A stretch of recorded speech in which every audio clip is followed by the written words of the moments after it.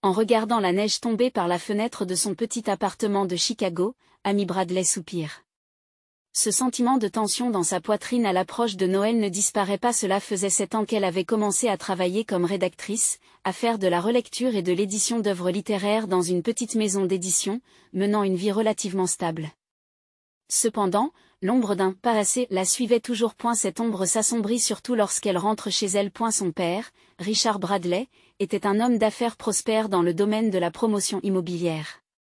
Sa mère, Martha, possédait une boutique haut de gamme. Quant à sa sœur Brooke, elle travaillait comme cadre dans l'entreprise de son père et avait même été présentée dans un magazine local comme une femme entrepreneur depuis ans.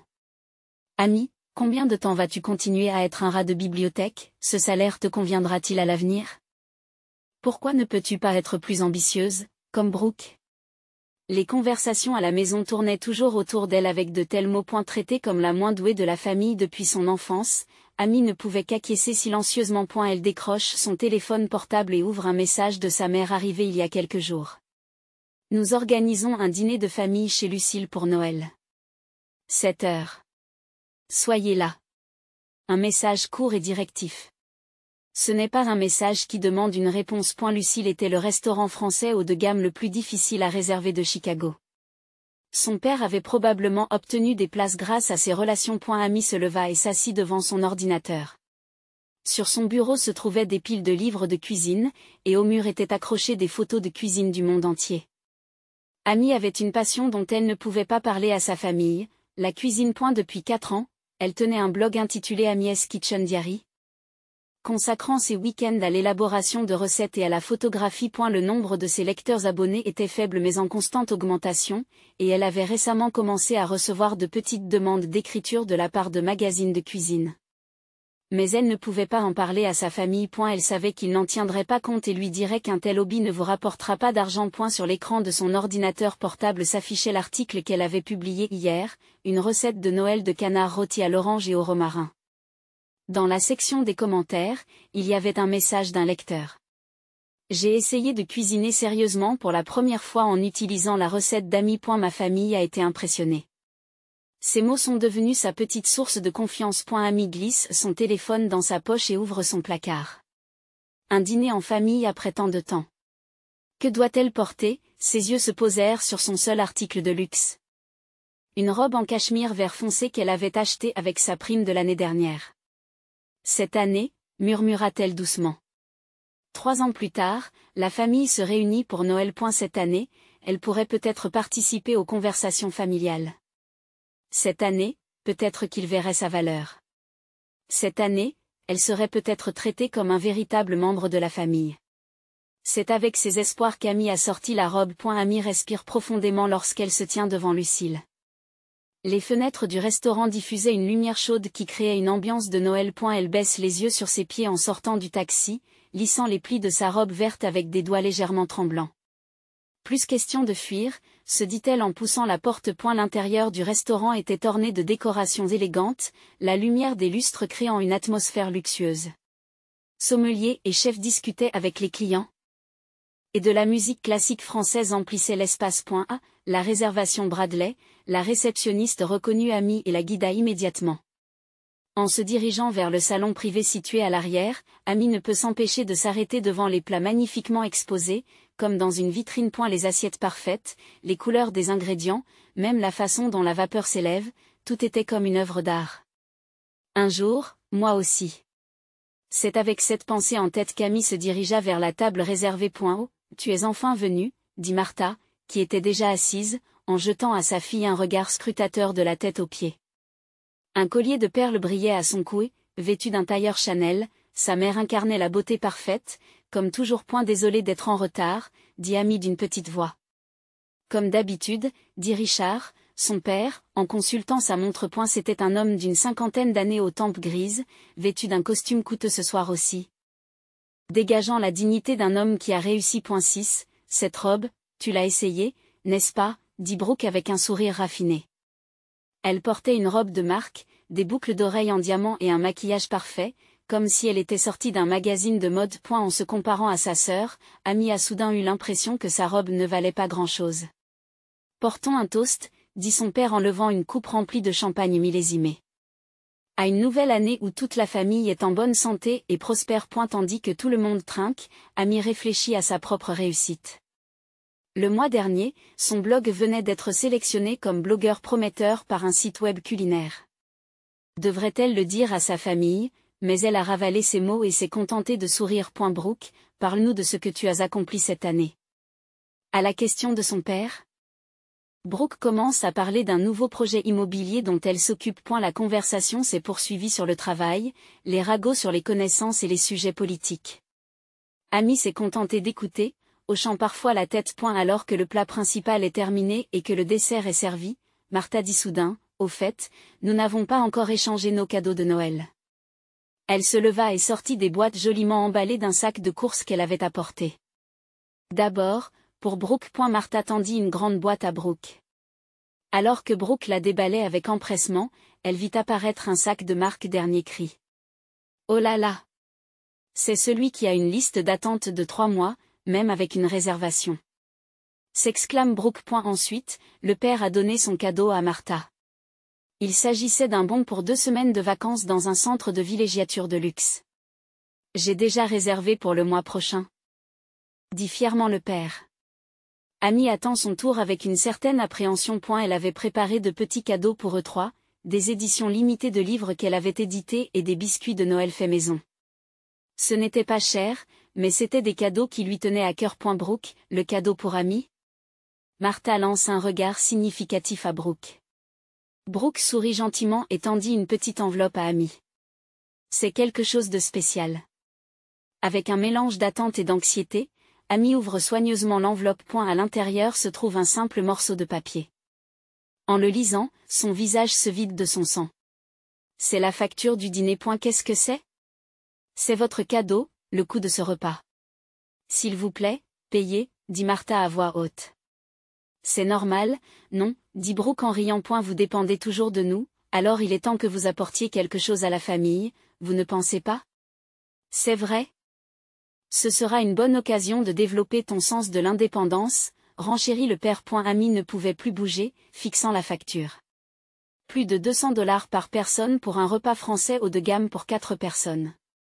C'était l'équivalent de son salaire pour une semaine. C'est une blague, n'est-ce pas, dit-elle d'une voix de cheval. Martha hausse un sourcil.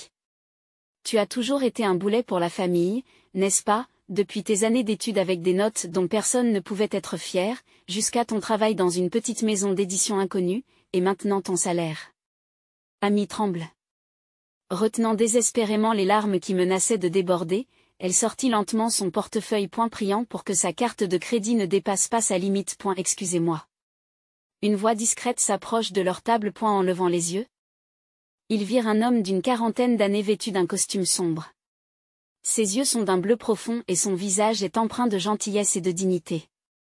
Un message du propriétaire pour nos invités, dit poliment le serveur qui se tient derrière l'homme. Tout le repas d'aujourd'hui est offert par le propriétaire. Alors que toute la famille affichait des expressions de surprise, seule Amy fixa l'homme dans les yeux.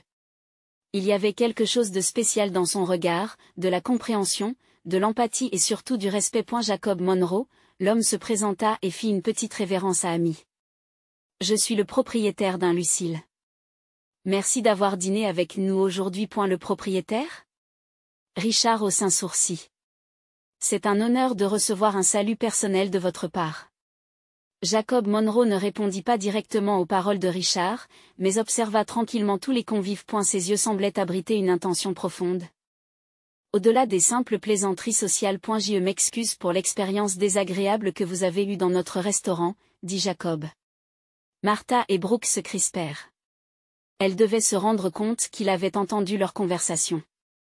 Non, ce n'est pas le cas. Amy s'empresse d'articuler des mots, sentant son visage devenir brûlant d'embarras. En fait, je suis une de tes fans. Les paroles de Jacob surprennent tout le monde à la table. C'est Amy qui semblait la plus surprise. Une de mes fans? Vous êtes Amy Bradley du journal de cuisine d'Amy, n'est-ce pas, dit Jacob en souriant. Et la recette de canard rôti à l'orange et au romarin que vous avez postée la semaine dernière était merveilleuse. Mon chef cuisinier a lui aussi été impressionné. De quoi parlez-vous, demande Brooke avec curiosité. Serette, tu écris un blog? Amy ne sait plus où donner de la tête. Elle n'avait jamais imaginé que sa passion secrète serait ainsi révélée à sa famille. Et dire que le propriétaire d'une Lucille a lu son blog. Je le suis depuis environ 1 an, poursuit Jacob. C'est un blog merveilleux qui transmet votre passion pour la cuisine, le respect des ingrédients et, par-dessus tout, votre désir de communiquer avec les gens par le biais de la nourriture. Martha regarde Amy avec étonnement. Tu as fait quelque chose comme ça? Pourquoi as-tu gardé le silence? Parce que je pensais que personne ne serait intéressé si je disais quoi que ce soit, répond Amy d'une petite voix. Il y a toujours des gens intéressés, dit Jacob avec douceur. J'ai été touché par l'importance que tu accordes au temps passé avec ta famille en cette nuit de Noël. C'est pourquoi j'ai une proposition à vous faire. Il sortit une carte de visite de sa poche et la tendit à Amy. Des lettres dorées y flottaient, indiquant Monroe Restaurant Group. Nous exploitons 5 restaurants à Chicago et à New York, dont Lucille. Nous prévoyons de lancer un nouveau projet l'année prochaine. Un magazine et un site internet consacrés à la culture culinaire, intitulé Taste of Chicago. Jacob a regardé Amy droit dans les yeux et lui a dit, « J'aimerais que vous nous rejoigniez en tant que chroniqueuse régulière. Une chroniqueuse ?» Amy n'en croyait pas ses oreilles. Oui. Présenter les joyaux cachés de Chicago, suggérer des recettes à base d'ingrédients de saison, des réflexions culturelles sur la nourriture, j'aimerais que tu écrives de ton point de vue. Bien sûr, avec un salaire et une rémunération correcte. L'atmosphère à la table a changé. Richard regarda Jacob avec un nouveau respect, et Brooke fut tellement surprise qu'elle resta bouche bée. Martha changea soudain d'attitude à l'égard de sa fille. Amy. C'est merveilleux. Martha haussa soudain le ton. Dire que notre fille a été directement repérée par un célèbre restaurateur. Amy plisse les yeux devant la volte-face de Martha. Il était difficile de croire qu'il s'agissait des paroles de la même personne qui la regardait de haut il y a quelques minutes à peine. Et si cela vous intéresse, j'aimerais également vous présenter notre nouveau projet de développement immobilier. Nous avons des propriétés parfaites pour l'agrandissement de nouveaux restaurants. Ce n'est peut-être pas le moment d'en parler. Jacob interrompit Richard d'une voix polie mais ferme. Ce soir, c'est la veille de Noël. Les discussions d'affaires peuvent attendre une autre occasion. Puis il se retourne vers Amy. Qu'en dis-tu? J'aimerais qu'on en parle plus en détail à mon bureau la semaine prochaine. L'esprit d'Amy était encore confus. Elle n'arrivait pas à savoir si ce qui se passait était réel ou si elle rêvait. Mais la sincérité dans les yeux de Jacob et le fait qu'il ait lu son blog lui ont touché le cœur. Elle finit par répondre. J'aimerais en savoir plus. Merveilleux, sourit Jacob avec satisfaction. Que diriez-vous d'un lundi à 14h la semaine prochaine? Je vous attendrai à mon bureau. Il fit une légère révérence à tout le monde et dit, profitez bien de votre séjour ici. Nous avons des cocktails spéciaux de Noël préparés après le dessert avant de partir. Après un moment de silence, Brooke prit la parole. Serette, que se passe-t-il? Comment quelqu'un comme lui peut-il connaître ton blog? Oui, Amy. Pourquoi as-tu gardé secrète une chose aussi importante? Demande Martha. Amy a pris une grande inspiration. Elle sent qu'il est temps d'exprimer enfin sa voix qui a été étouffée pendant si longtemps. Cela fait 4 ans que j'écris un blog sur la cuisine. À eu départ, il s'agissait d'enregistrer mes expériences culinaires, mais peu à peu, le nombre de lecteurs a augmenté. Elle a commencé à prendre confiance en ses mots. Le mois dernier, nous avons dépassé les 100 000 pages vues et j'ai commencé à recevoir des demandes d'écriture de la part de plusieurs magazines de cuisine. Brooke est restée sans voix. Est-ce que c'est important? Pour un blog de cuisine, ça marche plutôt bien. Amy a fièrement présenté ses réalisations pour la première fois. Mes lecteurs sont principalement des femmes entre 30 et 50 ans qui veulent essayer la cuisine authentique. Leurs commentaires et leurs réactions sont ma force motrice.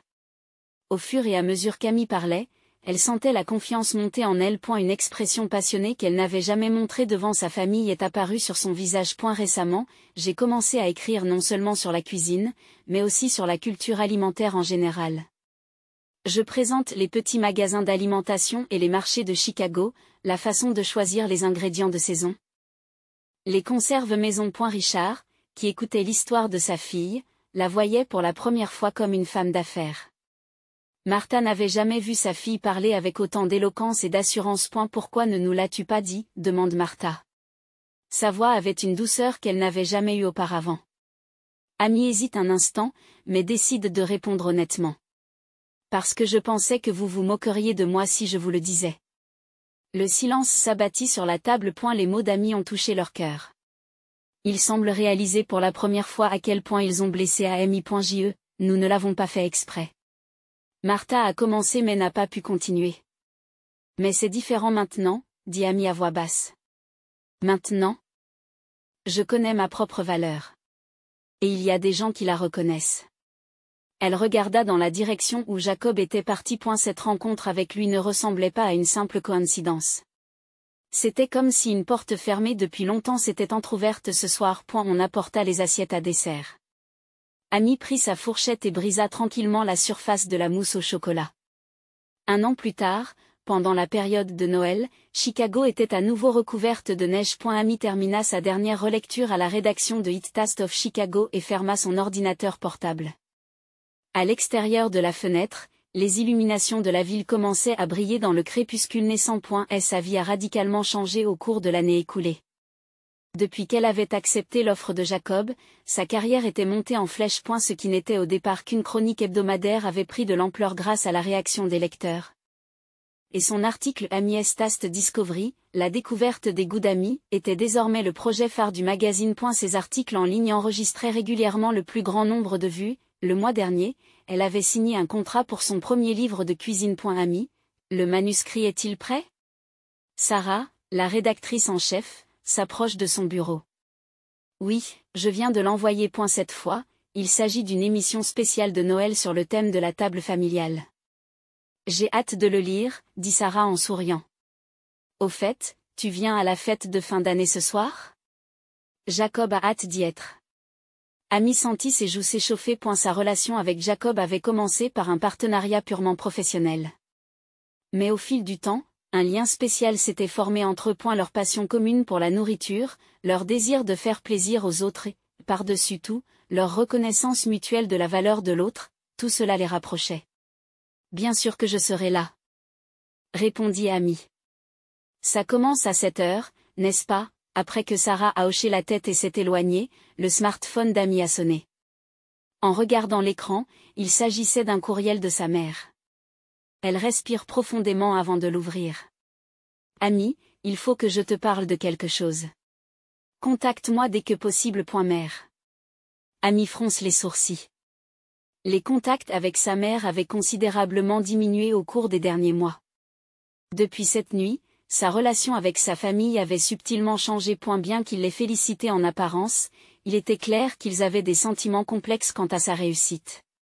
Plus récemment encore, les rumeurs concernant l'entreprise de son père l'ont inquiété. Amy a passé l'appel en hésitant. Amy? La voix de sa mère était empreinte de fatigue. Tu as peut-être entendu dire que nous sommes dans une situation difficile en ce moment, dit Martha d'une voix tremblante. Et la société de ton père a été poursuivie en justice. Et Brooke était également impliqué dans le projet. Je sais, dit Amy à voix basse. Les journaux en ont parlé. Nous avons besoin de fonds, commença Martha. Puisque tu as du succès maintenant, j'ai pensé que tu pourrais peut-être nous aider. Amy ne savait plus où donner de la tête. Les souvenirs du dernier Noël lui reviennent en mémoire. L'humiliation d'avoir reçu cette facture. Et maintenant, il lui demandait de l'argent. L'incident de Noël n'était qu'une blague, ajouta Martha comme pour se justifier. Nous ne voulions pas vous faire de mal. Nous sommes une famille, n'est-ce pas? La famille doit s'entraider, n'est-ce pas? Amy regarde le paysage enneigé à l'extérieur de la fenêtre et réfléchit profondément. Non pas par colère ou par vengeance, mais pour savoir comment réagir de façon vraiment correcte.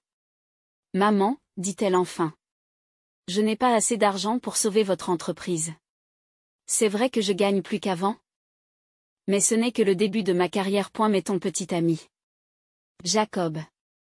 Je ne vais pas lui demander, dit fermement Amy. D'ailleurs, l'argent seul ne résoudra pas le problème de fond. À l'autre bout du fil, on entend Martha sangloter. Écoute, poursuit Amy d'une voix douce mais résolue. Tu devrais penser à résoudre ce problème par toi-même. Créer un plan pour reconstruire l'entreprise, répondez sincèrement au procès.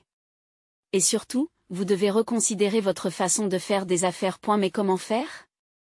Je n'ai pas d'expertise dans le domaine des affaires, dit Amy. Mais je sais qu'il faut avoir le courage de recommencer sa vie. Pensez à moi il y a 1 an. Qu'est-ce que vous voulez vraiment faire? Que voulez-vous chérir, peut-être devriez-vous commencer par y réfléchir. Après un long silence, Martha dit d'une petite voix, tu es devenue vraiment forte. Je ne suis pas devenue forte, répond Amy. Je suis juste devenue honnête avec moi-même. Après avoir mis fin à l'appel. Amy a pris une photo encadrée sur son bureau. Il s'agissait de la couverture du premier numéro de A Taste of Chicago. Elle et Jacob y sont représentés côte à côte, les yeux brillants de joie et de fierté. On frappa à la porte et Jacob jeta un coup d'œil. Vous êtes prête, demanda-t-il avec un sourire doux. J'aimerais qu'on parle avant la fête. Amy acquiesça et prit son manteau. Après avoir quitté le bureau, Jacob la conduisit non pas vers Lucille, mais vers un petit parc. Dans la neige qui tombait, sous des arbres décorés d'illumination, Jacob lui prit la main. Ma vie a changé depuis que je t'ai rencontré, dit-il avec une expression sincère. Ta passion pour la cuisine, ton honnêteté et ta force m'inspirent chaque jour. Et elle sort une petite boîte de sa poche. C'est peut-être trop tôt, mais je veux que notre relation passe à l'étape suivante. Bien sûr. Notre relation de travail ne changera pas même si votre réponse est négative. Mais je voulais exprimer mes sentiments. Amy est restée bouche bée devant la bague de fiançailles dans la boîte. Alors que sa poitrine se remplissait de joie et de surprise, elle s'est soudain souvenue de sa famille. Il faut que je te dise quelque chose, dit-elle d'un air sérieux. Ma famille est dans une situation difficile en ce moment. Elle révéla tout ce qui s'était passé lors de l'appel téléphonique avec sa mère. Sans rien cacher, elle exprima honnêtement ce qu'elle pensait et ce qu'elle ressentait. Après avoir écouté en silence, Jacob sourit doucement. Je te soutiendrai quelle que soit la décision que tu prendras, dit-il. Mais laisse-moi te dire une chose. Les gens font des erreurs. Votre famille n'est pas différente. Cependant, s'il essaie vraiment de changer, n'est-il pas important de leur en donner l'occasion? Amy savoura les paroles de Jacob, appréciant la sensation de la neige sur ses joues. Tu as raison, répondit-elle enfin. Je n'ai pas l'intention de les abandonner complètement. Mais pour reconstruire une relation saine, ils ont besoin de changer eux aussi. Et je veux avoir la force de ne pas me laisser piéger par les blessures du passé. Elle regarde Jacob et attrape la bague. Ma réponse est oui, sourit-elle. Et je contacterai ma famille demain. Je leur dirai que s'il y a une chance de devenir une vraie famille, je suis prête à reconstruire notre relation. Jacob la prend dans ses bras. Dans la neige, les lumières de Noël brillent tranquillement autour d'eux. En cette nuit d'hiver, Amy a trouvé le chemin qu'elle devait emprunter. Le courage d'accepter un nouvel amour tout en portant la douleur du passé. Était la tolérance nécessaire pour explorer la possibilité de pardonner à ceux qui l'ont blessée.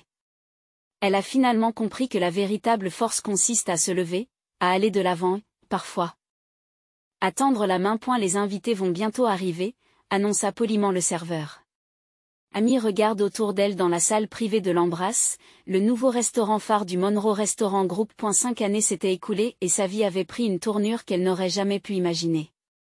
Son livre de cuisine à succès en était à sa 3e édition, et le festival gastronomique qu'elle produisait se tenait dans tous les États-Unis. Son mariage avec Jacob entrait dans sa 3e année, et ils marchaient ensemble non seulement dans les affaires, mais aussi dans la vie. Le gâteau est prêt? Appelle Amy en direction de la cuisine. Parfait, répondit le chef d'une voix assurée. Ce soir était une soirée spéciale.